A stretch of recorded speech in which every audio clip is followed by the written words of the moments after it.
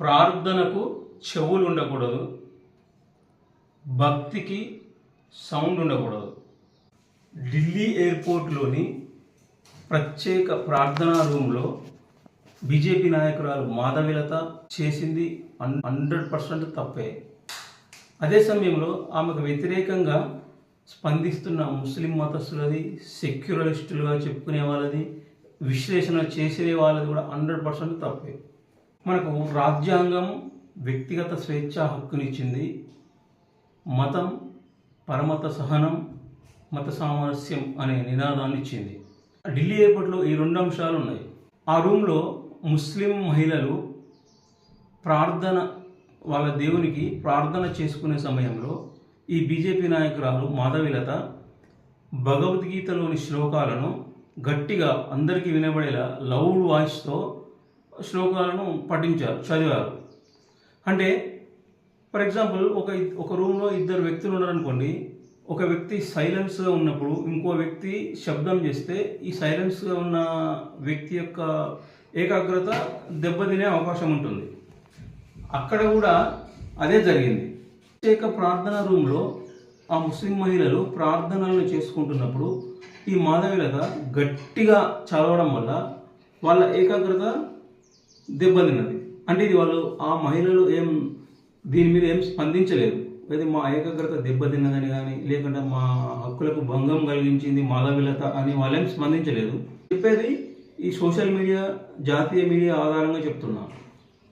అయితే వాళ్ళు స్పందించలేదు, కానీ బయటి వాళ్ళు ఇది తప్పు, వాళ్ళు ఒక మతం వాళ్ళు వాళ్ళ ప్రార్థనలు చేసుకుంటున్నప్పుడు ఈ మాధవిలత గారు గట్టిగా మాట్లాడడం 100% తప్పు అని వీళ్ళు అంటున్నారు. ఎట్లా అవుతుందండి?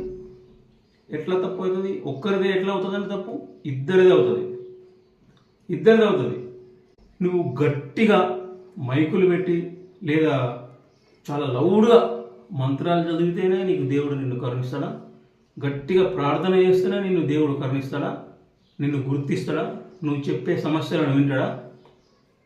నిజంగా నీలో భక్తి అనేది ఉంటే నువ్వు ఎక్కడైనా నిలబడి కళ్ళు మూసుకొని ఇలా ప్రార్థన చేయొచ్చు.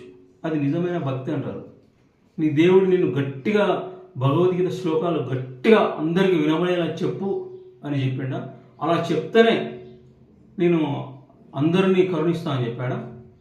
అలా ఏం లేదు. కాబట్టి 100% మాధవిలతది ఈ విషయంలో తప్పే. అదే సమయంలో ముస్లిం మహిళలు ప్రార్థనలు చేసుకుంటున్నారు. నువ్వు నిజంగా నీ దేవుని మీద భక్తితోటి నువ్వు ప్రార్థన చేస్తే నీ మనస్సు, నీ ఆత్మ అనేది మీ దేవుని మీద మాత్రమే ఉండాలి. నీ చెవులకు వేరే ఏమీ వినపడకూడదు. అంటే నువ్వు ప్రార్థన చేసుకుంటుంటావు, నువ్వు అన్నీ మళ్ళా వింటుంటావు. అంటే నీది నిజమైన భక్తి.